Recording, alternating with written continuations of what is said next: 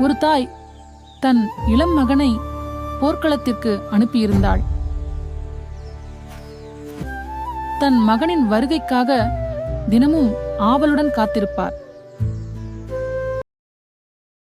ஒரு நாள் அந்த தாயிடம் சிலர் வந்து கூறினார்கள், உங்கள் மகன் போர்க்களத்தில் பகைவரைக் கண்டு அஞ்சி புறமுதுகிட்டு ஓடிவிட்டான்.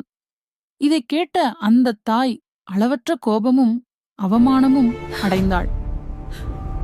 என் மகன் உண்மையாகவே புறமுதுகிட்டு ஓடியிருந்தால் அவனுக்கு பாலூட்டிய இந்த மார்பகங்களை நான் அறுத்து எறிவேன் என்று கொடிய சபதம் செய்தாள். கையில் ஒரு அரிவாளை எடுத்துக்கொண்டு பிணங்கள் குவிந்து கிடக்கும் அந்த போர்க்களத்திற்கு செல்கிறாள். அங்கே